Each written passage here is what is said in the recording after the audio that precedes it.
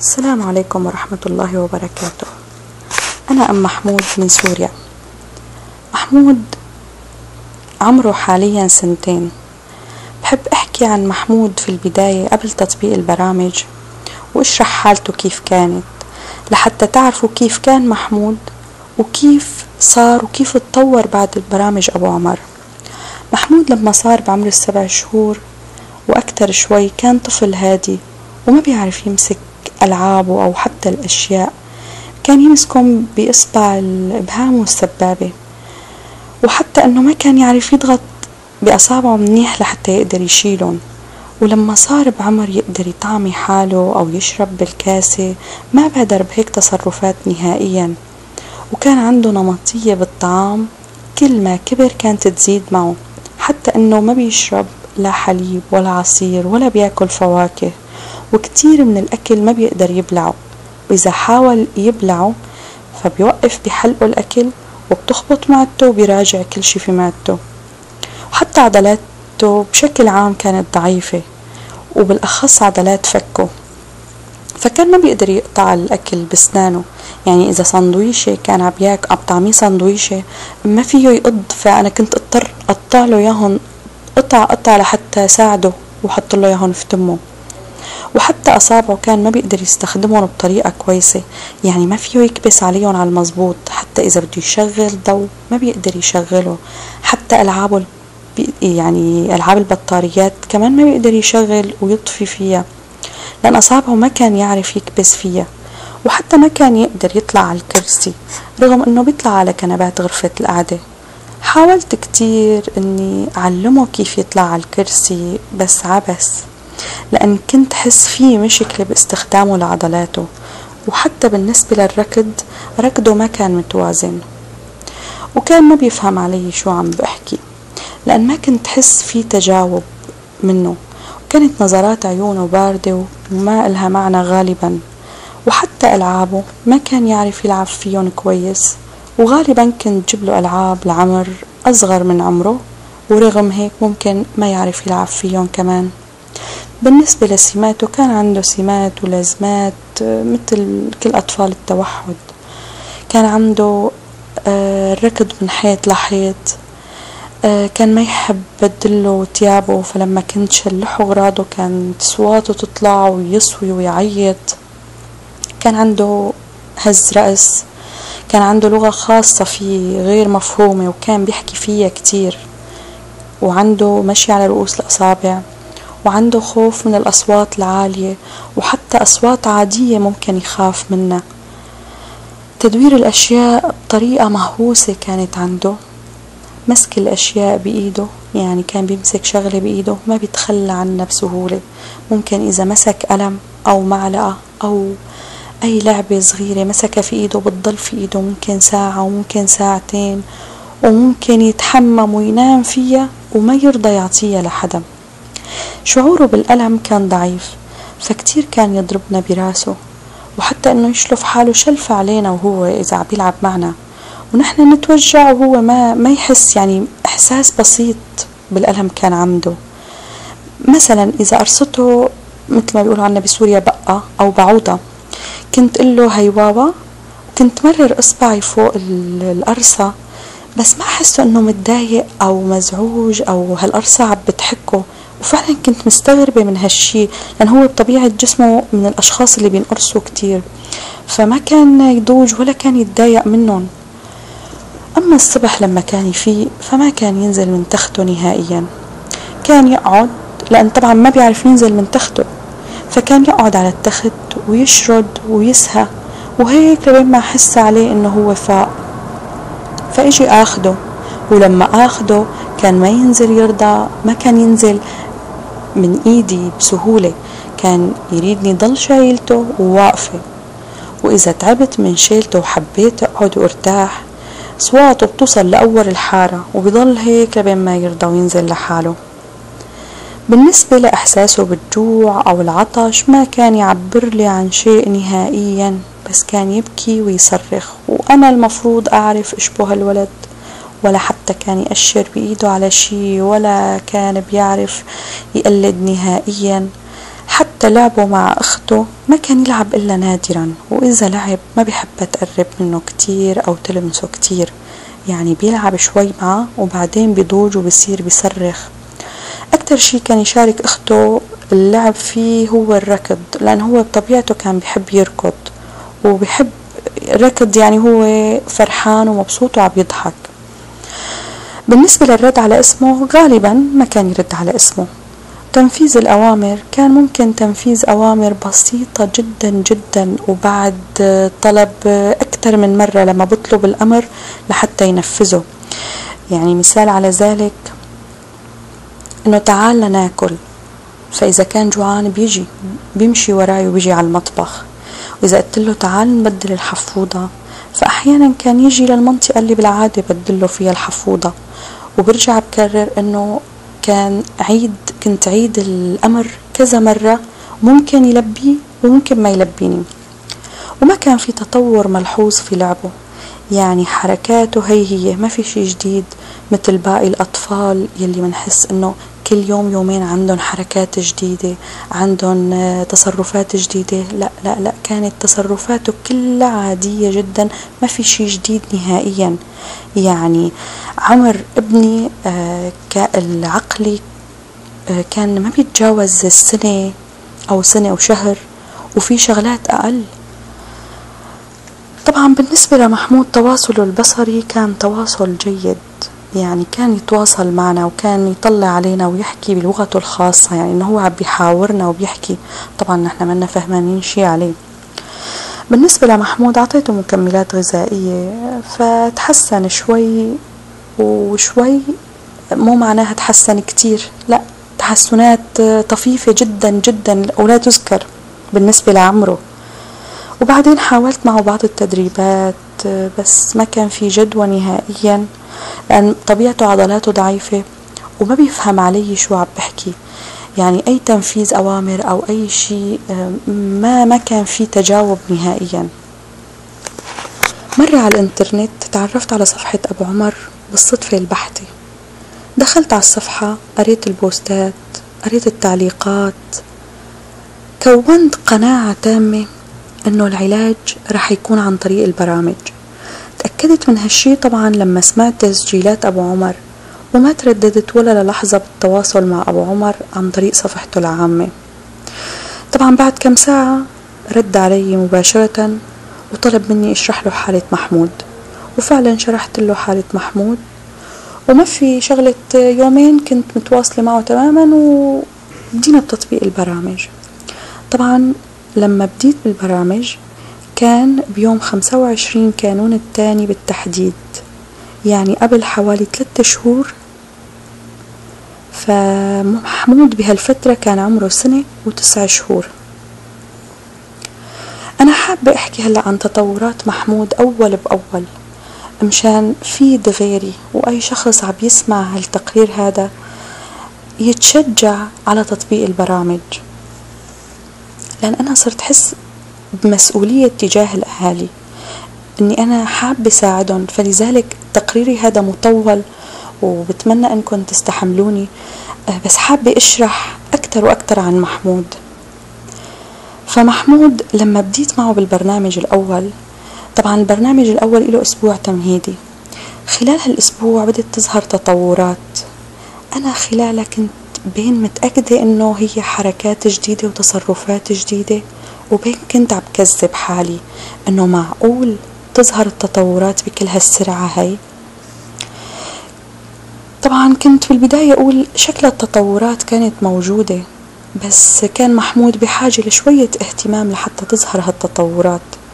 بس الموضوع طلع أكبر من هيك بكتير، لأن خلال الأسبوع الأول صار محمود انتباهه أكتر، تركيزه مع ألعابه صار أكتر، عصبيته خفت كتير، وحتى تعلقه بحضني خف، وصار طفل هادي نوعا ما، وصار يكرر كلمات عربية مثل دادا، ماما، تيتا.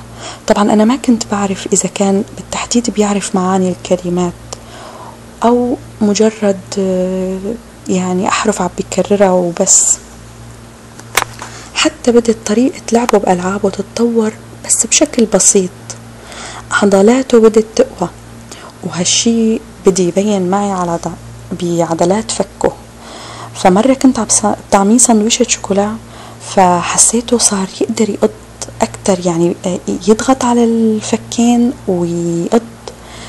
ولما بديت بالبرنامج الأول الفعلي، التطورات الحمد لله كانت متتالية ومتوالية. فبالبداية بدي يطعمينا بإيده قطع بطاطا إلي ولأخته أو لأبوه، بس هو ما كان يقربن على تمه ولا ياكلن. بعد كم يوم صار يطعمي حاله وياكل لحاله بإيده، يعني صار ياكل بسكويت، صار ياكل شيبس، صار ياكل شوكولا، وحتى البلع تحسن عنده نوعا ما. بالنسبة للبامبرز، صرت كل ما بدله ياها يطلع علي بده يشوف شو فيها، رغم انه من قبل حاول كتير، ماما شوف هي كاكا، ماما شوف. ما كان ينتبه على البامبرز نهائيا، ولا يطلع، ولا كان شارد. وبعدين صار يشير بكف ايده للشغلات اللي بده اياها، يعني الكف كله مو بإصبعه، وبدي ينتبه للرسومات اللي موجودة على بلوزته، وحتى صار ينتبه على الزرار الموجودة على قميصه ويلعب فيهم. وأنا كنت متأكدة من طريقة نظره للبسه كأني أول مرة بشوفه، أو بشوفه بطريقة جديدة فيني أقول. وبدي يتعرف على حاله ويتعرف على جسمه لأول مرة، وصار ينتبه لكل شي حواليه. وصرنا كل ما طلعنا مشوار حسه عم يشوف كل شي حواليه بطريقة جديدة. صار يمد ايده على كل شي بيصدف قدام عيونه، وكأنه عم يلمسهم بطريقة جديدة وعم يستكشف للمرة الأولى. وخلال البرنامج الأول ما شفته ولا طلع على الكرسي منه لحاله بدون ما أعلمه، وحتى صار يطلع على السيارة لحاله ويتنقل من الكرسي الأمامي للكرسي الخلفي وينزل الشباك لحاله، رغم أنه كان قبل البرامج كان طول الوقت لما بنطلع بالسيارة قاعد بحضني. وكمان صار يشغل الأضوية ويطفيها لحاله، وصار ياكل بعض أنواع الأكل ما كان ياكل قبل. وكمان بدي بهالبرنامج بدأت تخف بعض السمات بشكل بسيط، وصرت أحس إنه عم يفهم كل شي عم بحكي له إياه. طبعا برجع بأكد إنه عمر محمود كان 1 و9 شهور، يعني الكلام اللي عم بحكيه معه أكيد كلام بسيط، جمل بسيطة، فكنت حس إنه هالكلمات وهالحكي اللي عم بحكيه كله عم يفهمه. صار ينفذ أوامر بسيطة مثل تعال، عود، وقف، وصار يقرب مني بده يبوسني. وعن جد حسيت بوقتها إنه محمود انولد من جديد. صرت حس إنه طفولته اللي انسرقت منه وبدت الحمد لله ترجع، وبدي يعيشها من أول وجديد. كمان بهالبرنامج بدي محاولات تقليد بسيطة، فصار يقلدني يحط فرشاية الأسنان بتمه ويحركها بتمه بطريقة عشوائية. وتاني يوم حط الفرشاية على تم اللعبة وصار ياخدها يمين ويسار إنه هو عفرشي لأسنانه، وصار تركيزه أكبر، فصار يلعب بلعبتين بنفس الوقت. يعني كان يشغل لعبة بتطالع أصوات، يتركها ويروح يلعب بلعبة تانية، ولما توقف اللعبة الأولى عن الأصوات يرجع يتركها ويروح يشغلها، وعلى هذا ومثله.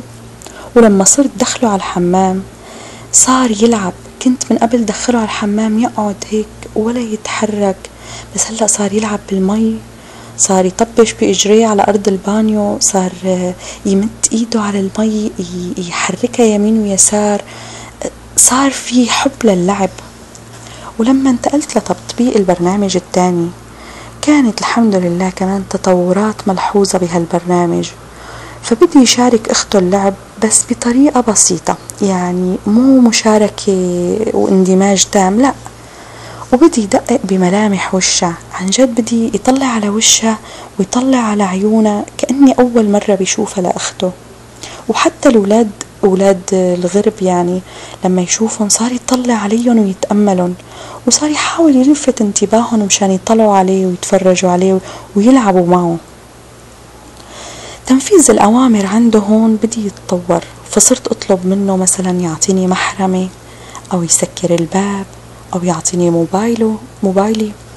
وبهالبرنامج تحسن رده على اسمه، وصار يعرف بعض الأشياء مثل الكرسي، الطاولة، الخزانة، ولما بيسألوا عليهم صار يأشر عليهم، ولكن ما زال بهالبرنامج يأشر بس بكفه.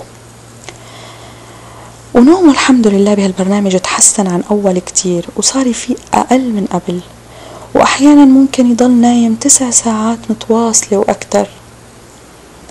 كمان السمات بدت تخف عن قبل، وبهالبرنامج اختفت سمة التنقير بأصابعه أمام العينين، فهي السمة ما بقى يكررها نهائيا. ولحد الآن هلأ صار عمره 2 وخلص اختفت، يعني في كذا سمة طبعا بعدين بكمل وبشرح البقية. وبهالبرنامج صار يعطيني أغراضي الشخصية، يعني كل ما يشوف موبايلي يشيل يعطيني إياه، شاف حبسة الشعر يشيل ويعطيني إياها. إحساسه بالألم اتحسن عنده بهالبرنامج كمان. فمرة أخته داست على رجله، فهون صار يبكي ومسك لرجله، وصار يعني حسيت انه هو عم يتوجع، حسيته عم يتوجع. وبهالبرنامج صار كل ما دخلنا على الاسانسير يرفع حاله مشان بدنا نشيله، وهو اللي بده يكبس الزر. طبعا هو كان يحط اصبعته على الزر بس ما كان يقدر يكبس، لان لسه عضلاته ما فيه يشغل، ما فيه كل شيء يستخدمه منيح فيها. بعدين لما صار وقت تطبيق البرنامج الثالث، وصدقا من أول يوم حسيت محمود اندمج بطريقة رهيبة باللعب مع أخته. ولهلأ بذكر إنه بيومه ما كان يرضى ينام نومة الظهر، لأنه كان مبسوط باللعب معه كتير كتير. حتى انسجامه مع أبوه ومعي كان ملفت، وصار يتضايق مني كل ما بدي أقعده وطبق له البرنامج، لأن صار يريد ينزل ويلعب. يعني من الأخير ما بقى فاضي لي ولا بقى فاضي لبرامجي. حتى حضني ما بقى كتير يحب يقعد فيه، لأن صار بده ينزل يلعب. وبهالبرنامج اختفت سمة الركض من حيط لحيط، وحتى لغته الغير مفهومة خفت كتير عن قبل. وتدوير الأشياء ما بقى مهووس فيه مثل قبل، يعني صار بدور الأشياء بس بطريقة يعني عقلانية على القليلة. وبهالبرنامج صار يأشر بإصبعته السبابة على كل شي بيسألوا عنه وبيعرفه. ولما منكون برا البيت وبيجي أي طفل غريب بده يقرب على أغراضي الشخصية، مثلا بده ياخد لي شنطاتي أو موبايلي، بيصير بيعيط وبيصير بيسوي وما بيسكت لبين ما أخد أنا هالشغلة من إيد الولد. صارت لما أخته تعذبه يحاول محاولة بسيطة يدافع عن حاله، وبيحاول إنه يبعدها عنه يدفشها بإيده. كمان بهالبرنامج اتعرف على أبوه وأخته، ولما بيسألوا عنهم بيأشر عليهم بإصبعه. بالنسبة لعضلاته كانت برنامج عن برنامج عم تتحسن، وهون صار يعبيلنا المي من الكولر. وبهالبرنامج لأول مرة كانت عنده محاولة النفخ، وبدي يقلد أخته بهالبرنامج تقليد بسيط، وصار يربط بعض الكلمات ببعض المواقف. فمثلا لما بيوقع صار يقول أي، ولما بيشوف فنجان قهوة بيقول أح، ولما بيخلص صحنه بيقول بح. وصار لما بده يرفض أي شيء بيهز راسه إنه هو ما بده، مع العلم إنه انتباهه وإدراكه كان عم بيزيد أسبوع بعد أسبوع، وفيني أكد إنه يوم عن يوم كان عم بيزيد الانتباه والإدراك عنده. أما بالنسبة للبرنامج الرابع، فخلال هالبرنامج محمود كان صار عمره 2 سنين. بهالبرنامج كانت تطورات ملحوظة من ناحية الإدراك، فكنت هالتطورات بانتظارها طويلا، وأهم إنه بدي ياكل بالمعلقة. لأول مرة بشوف محمود بياكل بالمعلقة لحاله بدون ما أعلمه وبدون ما أدربه، لحاله بدي ياكل بالمعلقة. صار يلفت انتباهنا حتى نشاركه باللعب، حتى خياله باللعب تطور أكتر وأكتر. صار يلعب بألعابه بطريقة مختلفة وجديدة، بطريقة صح وبطريقة خيالية يعني أنا كتير كنت مبسوطة على نتائج هالبرنامج ولله الحمد. حتى بهالبرنامج بدأت تظهر شوي من طريقة اللعب الصبيانية، يعني هي هيك الطريقة اللي فيها شلف وفيها نط، وفيها طبعا هو ما بده ينط يعني، بس هيك الحركات الصبيانية بدت تظهر عليه شوي. صار يلعب مع أخته أكتر وأكتر، وصار اندماج كلي بيناتهم لدرجة إنه صار يستحمل غلاظته عليه، وبيصير بيتضحك، وحتى هو بيتساءل عليها وبتغالظ عليها. ما بقى يتضايق منها لما بتقرب عليه وبتقرب على ايده او جسمه او بتلفه، لا بالعكس صار مبسوط وصار عم يضحك معه. ولما بيجي ابوه على البيت صار يركض لعنده ويلفه، وبعدين اذا شاف انه الاكل محطوط على الطاولة واجا ابوه بيعرف انه صار وقت الاكل، بيطلع على كرسي الاكل وبيقعد معنا. طبعا كان هلا ما بيشاركنا بانواع الاكل كلها، بس يعني انه هو قاعد طالع على الكرسي انه بده يشاركنا. وبهالبرنامج صار يتفاعل مع أخته ويبكي معه، فإذا كانت أخته عم بتعذبه بصير بيعيط، وأول ما بنطلب من عيط على أخته أو بنقلها اتركي لمحمود فهو بحسه بيسكت وبينبسط مثل عم بيتشفى فيها إنه إيه وصلني حقي يعني. أحيانا صار يجيب كرسي صغير يحطه جنبي ويطلع يتفرج علي وأنا عم بجلي أو أنا عم بشتغل. هذا الكرسي يعني صار ملازم له كتير من الأحيان، وسيلة بيستخدمها ليطلع يشوف إيش في على الطاولة، إيش في على الفرن. ولما منخلص أكل أحيانا بيروح لحاله مشان يغسل إيديه. طبعا أنا بغسله، بس يعني هو بيتوجه لحاله على الحمام. وأحيانا لما ما بيروح أنا اللي بطلب منه، بقول له تعال يا محمود لنروح على الحمام نغسل. وصار يمد إيده لتحت الحنفية ويبللها بالمي ويمسح تمه، وأحيان بطلب منه يمسح تمه بالمحرمة وصار يمسحه.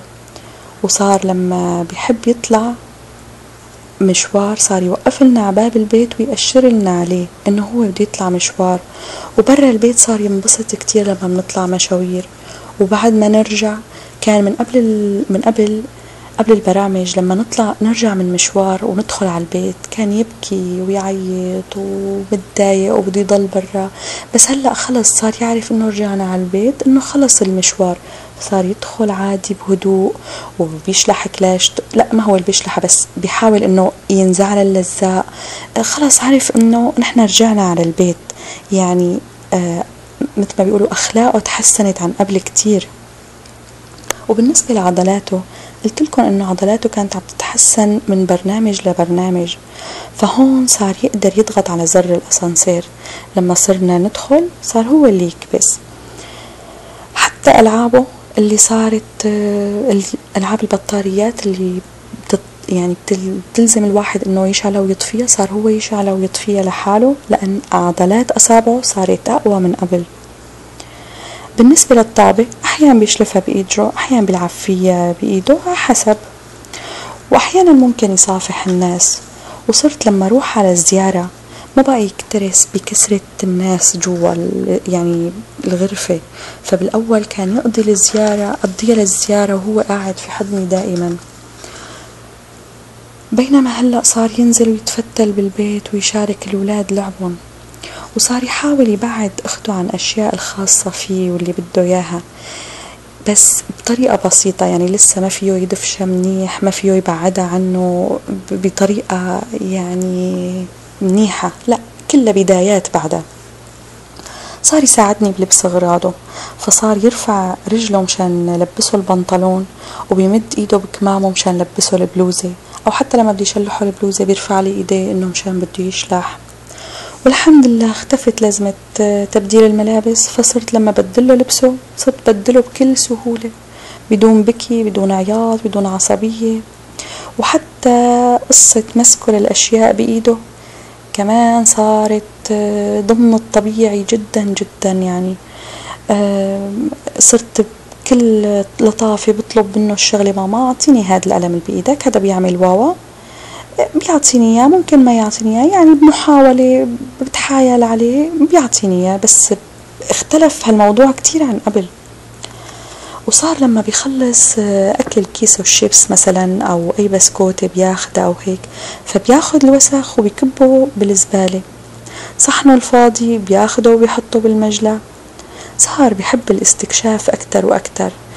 صار يحاول يتسلق الأشياء أو مثل ما بيقولوا يتعربش، يعني صار يحط إيديه على المرمرة وبيحاول يحط رجليه على الخزانة مشان بده يطلع يتفرج إيش فيه.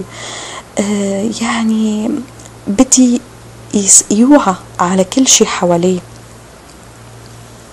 والحمد لله برجع بأكد إنه حركاته الصبيانية بدأت تظهر أحسن من قبل. بالنسبة لشعوره بالألم بهالبرنامج تحسن أكتر وأكتر، صار يأشر لي على القرصة ويعيط، صرت أعرف إنها عم بتحكه، وحكله إياها هيك شوي واترك يقوم يسكت. يعني من قبل البرامج حكيت لكم انه نهائيا ما كان في اي احساس بالالم اتجاه القرصة، ولا كان ينزعج او يتضايق منهم. هلا من جديد عم بيتضايق وبيأشر لي عليها انه عم بتحكني. طبعا ما بيحكي هو، بس انه عم بيأشر لي انه هي فهمت عليه انه هو بيقصد انه هي عم تزعجه وبتحكه. وبديت احس انه بدي يفهم شو يعني دور، فبيكون عم يلعب هو واخته. احيانا بيوقف على طرف بيستناها لتخلص دورها، واحيانا ما بيستنى، بيصير هو بده يرجع يعيد دوره. بالنسبة للنطق بدي ينطق كلمات واضحة ومفهومة، بس مشكلته انه ما بيكرر بعدي. حاسة انه خايف من قصة الحكي وما عنده جرأة لسه من الحكي. عم حاول شجعه وان شاء الله يا رب بيحكي عن قريب. يعني املي بالله كبير وتركته يعني للوقت ان شاء الله يا رب تتحسن. صار يقلد اخته طبعا بالاصوات اللي بتقولها، يعني مثلا اذا بتقول وي وي وي او قول لا، او يعني هيك هالكلمات هي صار يعني في تقليد. وكمان بهالبرنامج خفت كتير عنده حالة الخوف من الأصوات العالية والعادية. كان من قبل لما بيسمع صوت عالي أو حتى صوت عادي بيرقد لعندي وهو عم يصوي وبيعيط، بس بينما هلأ أحيانا بيرقد بس وهو عم يضحك. وحتى رقده من هالقصص خف، يعني كتير خفت هاي القصة عنده. حتى لما بنكون بالسوبر ماركت صايرين وبيشوف الشوكولا اللي بيحبها صار يأشر لي عليها، صار يعرفها، أو ممكن يقرب عليها ويطلع علي بعيونه إنه هو بده منها. صار يشدني من تيابي مشان ياخدني يفرجيني شو بده، أو حتى إذا كنت قاعدة بيقوم بيضل بيحط إيده تحت رجلي مشان يقومني وروح شوف إيش بده. ولما بيمشي بضل عم بيطلع وراه مشان يشوف إنه أنا لساتني وراه وجاي يشوف له إيش بده. صار يقعد لحاله الحمد لله على مسكليته وبيمشي فيه بس بدون ما يستخدم الدعسات، يعني بيمشي فيه مشي هو على اجريه. احيانا اذا خبيت عليه شغله كان عم بيلعب فيها مثلا، احيانا بيحاول يدور عليها بس لفتره بسيطه يعني. واحيانا لما بتعذبه اخته بيحاول يدافع عن حاله صار ويقتله، بس لسه ما بيقدر على اخته. ورغم هيك كتير من الأحيان تجي أخته لعندي وهي عم تبكي وبتقلي قتلني محمود. وصار لما حدا يعيط عليه صار يزعل وينزل راسه وبيعمل حاله زعلان. ومرة كنت عم بحمم كمان أخته، قام دخل لعندي على الحمام ورفع لي بلوزته وصار يعيط، فهمت عليه إنه بده يتحمم هو كمان. طبعا غيرته من أخته زادت كتير عن قبل البرامج كان يغار منها بس إذا شافها قاعدة بحضني، بس هلأ صايرة مثل ضرته، شو ما عملت بده يعمل مثلها. وإذا بتقرب له على أغراضه ما بيصير تقرب له على أغراضه، بيصير بيعيط. يعني أنا عصبيته هلأ بعد ما خفت هلأ شوي زادت، بس زادت لأن إدراكه زاد ولأن رغباته كلها زادت. صار عنده رغبات وصار يعرف ايش هي اغراضه، فلذلك زادت عصبيته. ولسه ما بيعرف يدافع عن حاله ولا بيعرف هو ياخد اغراضه او يسحب منه من اخته، فلذلك شوي زادت عصبيته، بس عصبية عن فهم ومو مثل قبل كانت عصبية بدون سبب. طبعا الحمد لله انتباهه وادراكه كان وما زال بازدياد مستمر. صار لما حدا غريب بيقله تعال لعندي بيجي بس بحذر، بيقعد بحضنه. وممكن إذا انبسط مع هالشخص الغريب، ممكن إذا طلب منه بوسة ممكن محمود يقرب ويبوسه من خده، بس هو بس بيبوس. لا، في عنده لعبة واحدة بس هي بيبوسها بصوت، بس نحن لسه ولا حدا باسنا بصوت. صار يشاركني بعض الأعمال المنزلية لما بطلب منه، مثلا لما بحط غسيل بالغسالة بقول له تعال ساعدني بيحطهم، بيجي بيساعدني بيشيلهم من ايدي وبيحطهم بالغسالة. لما بشوف وسخة على الأرض بقول له محمود شيل هاي الوسخة، روح كبها بسطل الزبالة، بيشيلها وبيروح بكبها بسطل الزبالة. يعني الحمد لله صار في تنفيذ أوامر مركبة، بس يعني حسب سهولته بيكون التنفيذ. صار يشارك كمان أخته بتطبيق الألعاب، السلة المخصصة للألعاب. طبعا بعد كل هالشرح وكل هالحكي طبعا هي كلها تطورات بجوز بسيطة عادية، بس هي بالنسبة لعمره وبالنسبة للوضع اللي كان هو فيه أنا بعتبرها تطورات رائعة وهائلة. هالتطورات كلها بدون حمية، بدون تدريب،